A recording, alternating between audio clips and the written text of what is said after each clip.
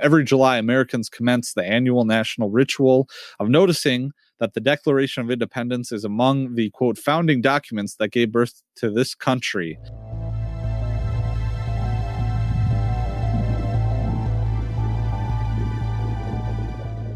Hello, friends, and welcome back to another episode of the Liberty Bigly podcast. And yeah, that's right. You heard that right. It is now the Liberty Bigly podcast. I have shed the name of the Liberty Weekly podcast. That is, weekly is in Weakly, because the name confusion with the Liberty Weekly podcast being the A-side podcast, whereas this podcast, the Liberty Bigly podcast, I had to catch myself there, is now the B-side podcast for recordings that I think were a little more off the cuff and did not fit, let's say the pedigree of the A-side podcast. So this one is a little bit more fun. The production time, as I mentioned in episodes, is way lower, and I can feel a little more free to shift from topic to topic. That includes topics outside of libertarianism, which the last few have been about libertarianism, but I reserve the right to talk about whatever the hell I want to talk about on this podcast. Maybe a bit more of a journal, a mental or verbal journal of sorts, which is fitting for me because I've realized in the past few months, the past couple of years since I started the show, is that I'm a verbal thinker, and that's just kind of the way that I pick things apart and process things. So disclaimer, that kind of means that sometimes ideas come out half-baked, and that's just the nature of the business here. So we're going to continue on today. Updating too is that there are new URLs for this show. That would be anchor.fm/Liberty Bigly. Liberty spelled the regular way and Bigly, Bigly. And I think that just makes so much more sense now. It can still be found where regular fine podcasts are distributed all over the place. I'm still trying to find a home for it on libertyweekly.net, but I'll just direct you there for the A-side podcast, which has a lot of my better work, better in quotations, but I am becoming fond of these episodes, even though there are about 14 listeners right now, and that's fine. I haven't really advertised it very well on the A-side podcast, the Liberty Weekly podcast, so hopefully that audience will grow, but I'm relying on you. You are the stalwarts of the Liberty Weekly brand, listening to the deep tracks here. You are close to my heart, and there are things here that I do not talk about on the A-side podcast. I'm a little more personal in this one. There's a lot of patrons that listen to this show, a lot of my buddies in Discord, where I'm building a community around the Liberty Weekly brand, as well as now reddit.com/r/Liberty Weekly. There's a community with 2 members in it right now, maybe 3, hoping that you will join that there. So I'll plug all the regular plugs later on, but not that it does much good, because you are the elite. You are the vanguard of the Liberty Weekly audience right now. I really appreciate you listening to this show. And this, like I said, allows me to turn over episodes really fast. And so maybe I might even knock 2 out tonight. Who knows? I'm feeling pretty ambitious here. So again, using the anchor.fm app and all the associated URLs for that really makes it convenient. Today, I'm going to be talking about an article appearing in Lew Rockwell's The Left, the Right, and the State. And I have the hardcover edition. I won't include a picture because that will take too much editing time. However, I got it off of, it is a Mises, I think it might be a Mises publication. I got it from Amazon. Yeah, it is a Mises publication here. It's a hardcover edition. It has kind of a tan cover with the left, the right, and the state is in maroon lettering on the front. It's a very simple cover, so you can maybe find it. Perhaps I'll include a link in the show notes page, an Amazon affiliate link here for you. This is chapter 5, entitled Declaration Confusion, the 5th section. So Declaration Confusion, I have to say, so I did hear that originally I heard from the artist formerly known as Mance Raider, and I will refer to him in that light from now on. But I have heard from him, and it was in our interview that Keith and I did with him about after we reviewed his meme books. we invited him on the show just to kind of do our favorite book selections, and this was one of his selections, The Left, the Right, and the State. And I have to say that based off of what he said, I was kind of expecting a more scholarly work in terms of chapters that were well thought out, and this was like a screed against the state.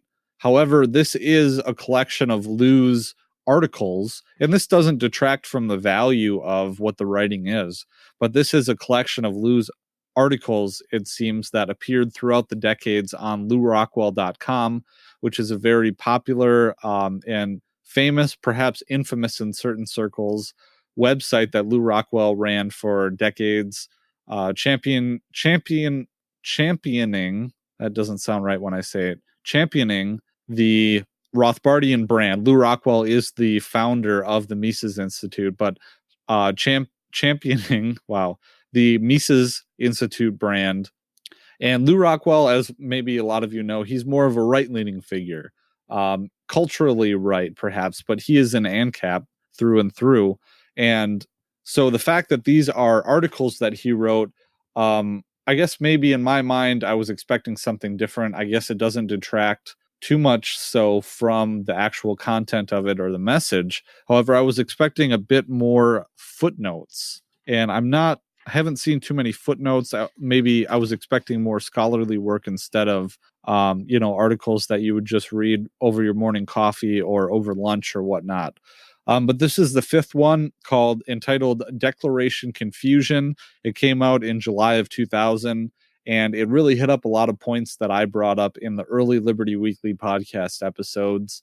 I'm thinking particularly about libertyweekly.net/2, the conspiratorial corruption of the Constitution, and similar works that I've done throughout the past, works that I've done for law school research papers and policy papers that I've done.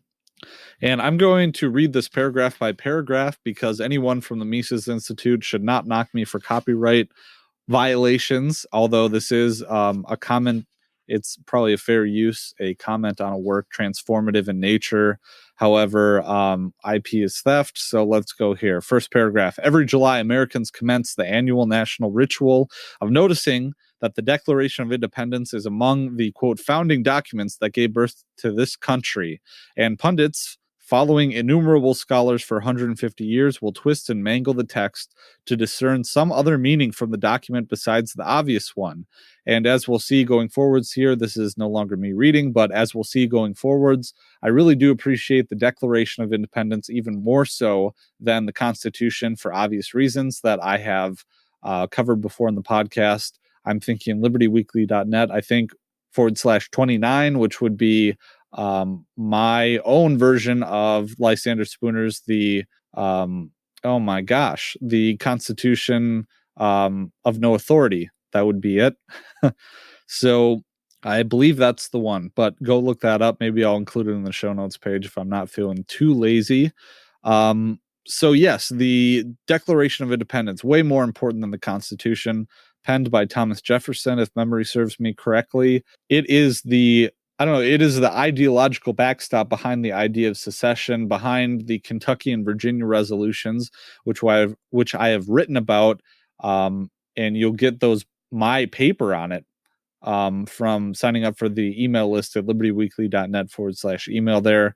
You get my take on it. Tom Woods has really talked about secession and the nullification papers, Kentucky and Virginia resolutions, but the Declaration of Independence directly implies the ability of anybody to secede from a greater political unit. And this is what people really get wrong, and hence the title, Declaration Confusion. He continues, in most parts of the world, the Declaration is understood as a bold announcement and explanation with an underlying rationale of why the British government needed to be thrown off in an act of American secession. That's why the Eastern Europeans, throwing off Soviet tyranny, used it as their charter and moral mandate. But right here at home, the Declaration has few real friends. Those who invoke it do so by explaining it as something else. The industry of twisting the Declaration's clear meaning began only a few years after it was written, as the Federalist camp worked to treat it as a mandate for forming a new central government. I've talked about this quite a bit. that even soon after the Declaration was written and after the Constitution was drafted, the Bill of Rights went in the toilet. And I kind of brought this up in my the episode before the last episode on this podcast about Julian Assange and the Sedition Acts. So the Sedition Acts are a very interesting chapter of American history that you will know a bit about by listening to the second episode of the Liberty Weekly podcast, libertyweekly.net/2, but also that episode on Julian Assange that I just recorded. But I'd like to detract a little bit from the statements I made in that Julian Assange episode by saying that our Bill of Rights has always been mortally flawed from the beginning. I want to walk that back and saying that maybe perhaps the Bill of Rights was, but generally speaking, I don't think it could be argued that we are that we were never as free as we thought. Just de facto back in the day, the federal government was very small, as we will see through the rest of this article that I'm reading here. But we'll also see that de facto, the government just could not govern people and take away people's liberties the way that they can do so now. So I'd say maybe from a symbolistic point of view, perhaps from that point of view, perhaps back in the day, the Bill of Rights was flawed. You have the Sedition Act. It is a very serious violation of the First Amendment. But, de facto, yes, we were a lot more free back then, and a lot in terms of our money, in terms of all these regulations and the nanny state, yada, yada, yada. I don't think anyone could seriously argue the point that we're not. And I wanted to clarify that from my previous episode, but also kind of explore this article because I've been reading this book and evoked a lot of thoughts on my end. Those who invoke the Declaration do so by explaining it as something else. The industry of twisting the Declaration's clear meaning began only a few years after it was written, as the Federalist camp worked to treat it as a mandate for forming a new central government. The Anti-Federalists, especially Patrick Henry, regarded the Constitution as a step away from the ideals articulated by Jefferson. Why? The Declaration threw off a powerful central government. 11 years later, the Constitution formed one. Indeed, Jefferson himself was no great enthusiast for the Constitution. Jefferson is my favorite founding father, followed maybe by Patrick Henry, maybe Henry even a little more so, but not having kind of the mystique around him as Jefferson or becoming president. Maybe that was Jefferson's flaw, was becoming president. I digress. It was written in his absence, Jefferson's absence, and he only acceded to it on the assumption that the states could escape the Union if they chose, and the Constitution be amended if the new government threatened to become despotic. It turned out that the first large-scale test of his wish in 1860, guess what happened then, came only after the central government had accumulated enough power to annul the Declaration itself. Federalist distortions were nothing compared with the brazen misrepresentations pushed by President Lincoln. In his hands, the Declaration became nothing more than an affirmation of the equality of all men. It was a rhetorical tactic designed to counter the view held by most people in the South that their secession was nothing but a renewal of the original spirit of the Declaration.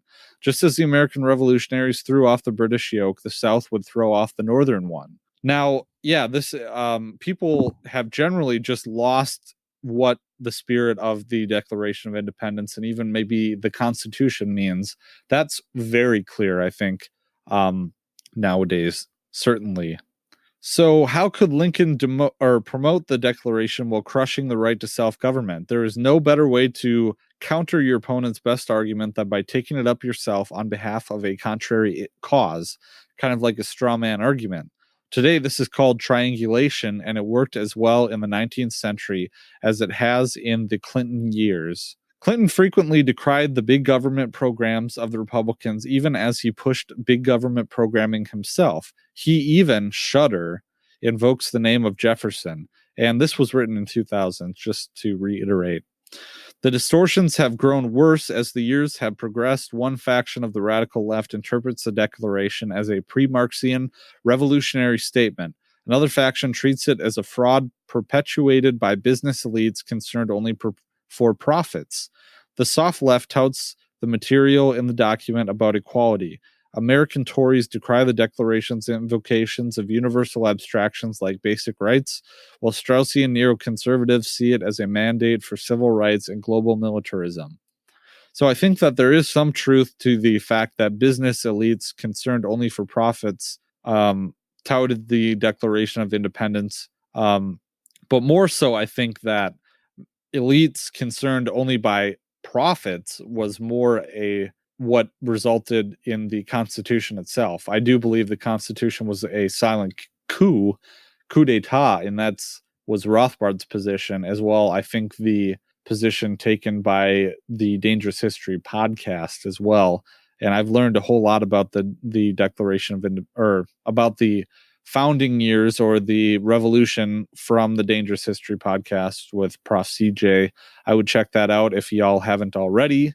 Perhaps I'll include a show note in the notes below. I think it's profcj.org, profcj.org, if memory serves me correctly. So if I don't put the link in the show notes page, check that out through that URL. Lew says, thank goodness we still have the text itself of the Declaration. So here's the text itself. We hold these truths to be self-evident, that all men are created equal, that they are endowed by their Creator with certain unalienable rights, that among these are life, liberty, and the pursuit of happiness. Just an aside, man, what is his name? He was on Dave Smith's show, and he was Thaddeus Russell. He has his episode, The Unregistered with Thaddeus Russell. That's right. He was on Dave Smith's show, and he completely botched this clause of the Declaration of Independence, suggesting that clearly this notion that all men are created equal, that they are endowed with certain unalienable rights, is a laughable concept because some men are tall and some men are short. And obviously the tall men are better at basketball than the short men. And this is just a complete misunderstanding and conflagration of what is exactly being said in the Declaration. There's a notion that all men are created equal, and we'll see what Lew says soon after, but all men are created equal, and that some men don't have certain rights above others to rule over others. That's not what he's saying, or that's not what Jefferson is saying, and it seems like Thaddeus Russell laughably got it wrong in the Dave Smith episode the last time he was on, saying that Jefferson was terribly wrong to say this. He just doesn't get it. If that is in fact his true understanding, Thaddeus Russell's true understanding. I could be wrong. I don't know if he was trolling or not because it's so wrong, that take. And it kind of makes me hesitant to glean any other information from Thaddeus Russell because of that horrible take, if that was his take. So that to secure these rights, governments are instituted among men, deriving their just powers from the consent of the governed, that whenever any form of government becomes destructive of these ends, it is the right of the people to alter or to abolish it, and to institute new government, laying its foundation on such principles and organizing its powers in such forms as to them shall seem most likely to affect their safety and happiness. So not a perfect articulation of the ANCAP position, but perhaps a good articulation of the minarchist position. The classical liberal position, maybe to be more accurate. So not the worst, but not the best either. And Lew continues, thus we see that the invocation of equality serves a specific purpose. It underscores the point that no man has a mandate from God to rule over other men. That is why a king, if his name is Lincoln or Clinton or Bush, is not a superior moral agent with rights over the people apart from their consent. No man is endowed with rights superior to anyone else. That is the original American credo. Next, we find that government's power is not prior to the people. Its powers are only just when the people institute the government and continue to consent to those powers. When government becomes the enemy of rights, it can be tossed out. Rights are permanent, intrinsic features of men, all men. Governments are expedients that can come and go according to the people's wish. Rights cannot be altered or abolished. Governments can. When a long train, and this is the Declaration again, when a long train of abuses and usurpations pursuing invariably the same object evinces a design to reduce them under absolute despotism, it is their right, it is their duty to throw off such government and to provide new guards for their future security.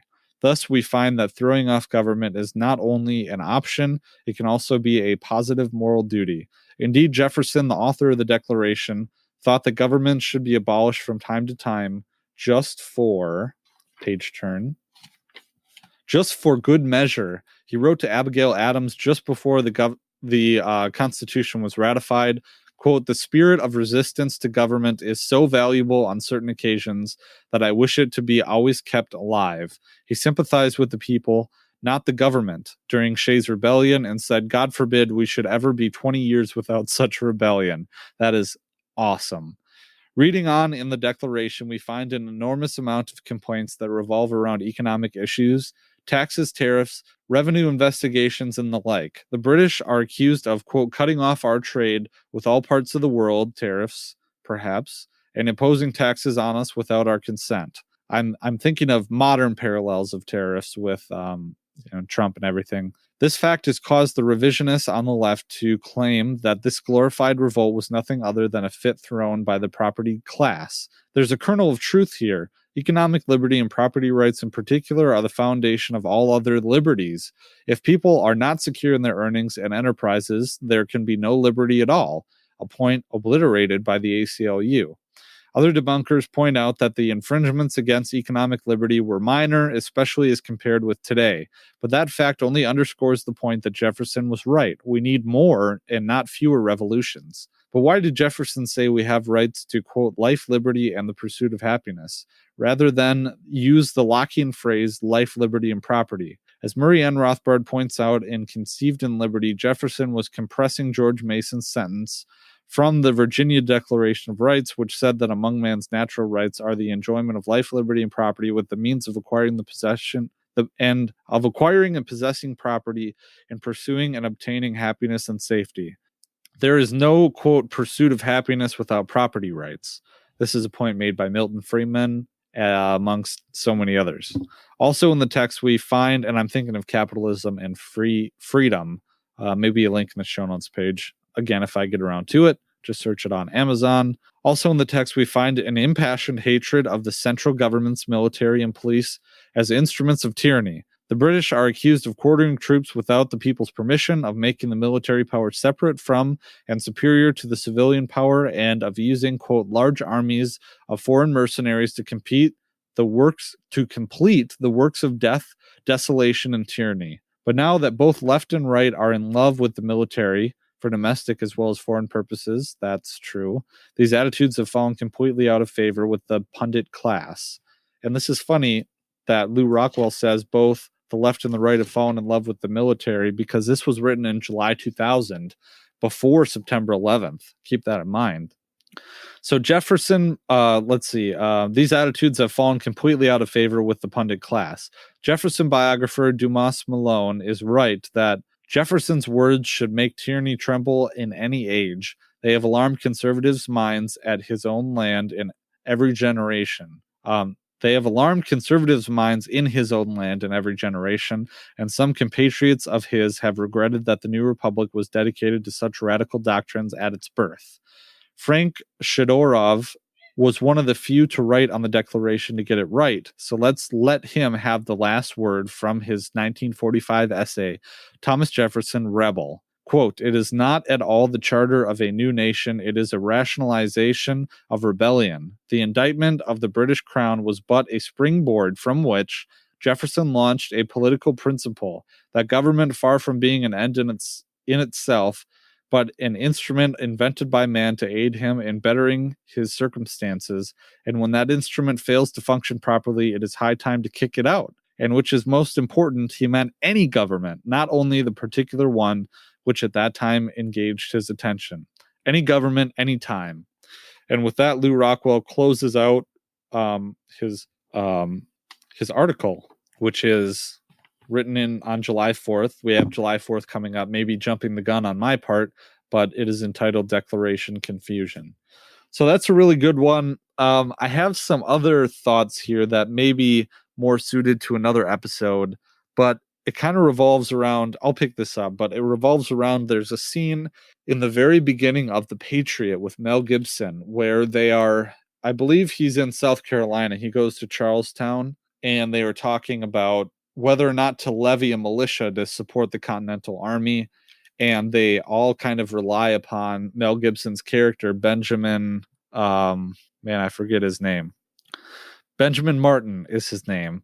And they all kind of hold fast to his opinion.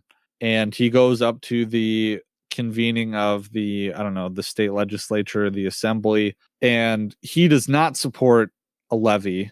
They put it up to a vote and the levy passes, but he does not support a levy, and he mentions that he is a man of principle. However, he does not have the luxury of affording principles because he has a family and children. And I wanted to reflect upon the call of the cause of liberty and the associated risk of putting your children at risk.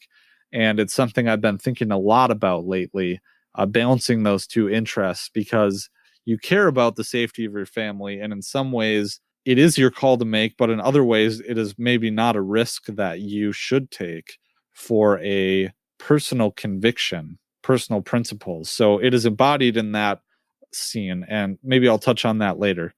So maybe in the next podcast, but maybe also in an episode of the Liberty Weekly podcast proper, because I think it's a great kind of question to pick apart. And maybe I'll enlist a guest to help me unpack those ideas. Perhaps not. But as I'm finishing up this episode here, I really like where this episode went. So I might actually release it as an episode of the Liberty Weekly podcast. And it's refreshing that I don't have to make the distinction now between the Liberty Weekly podcast and the Liberty Bigly podcast. So once again, you can find the Liberty Bigly podcast at anchor.fm/Liberty Bigly. That's BIGLY, as in Donald Trump.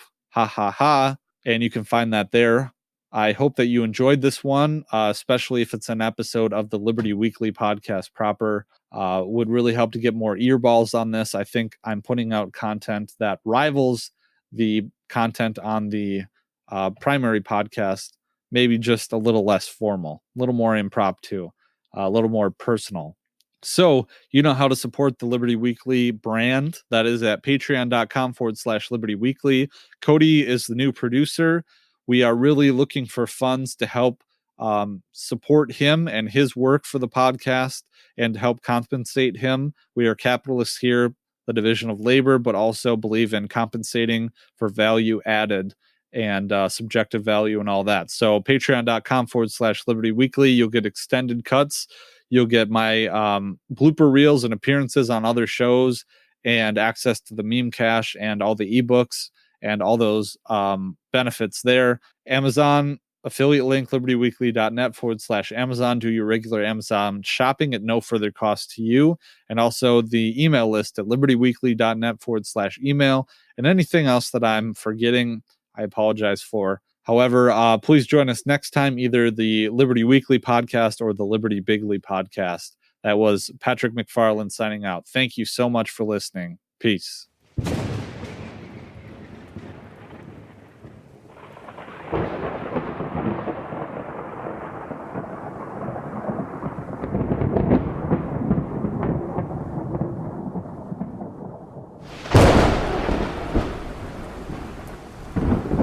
In the early days of the internet, radical libertarians were scattered, lonely, and faceless.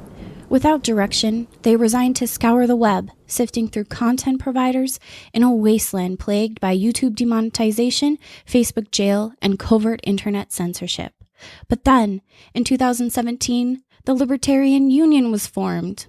Finally, the average Joe libertarian could find a thriving community of independent podcasters and content providers, all in one convenient location. At Libertarian Union, we'll always have the latest news, interviews, discussions, and even movie reviews. With hundreds of episodes and more added all the time, you'll always find something fresh at libertarianunion.com.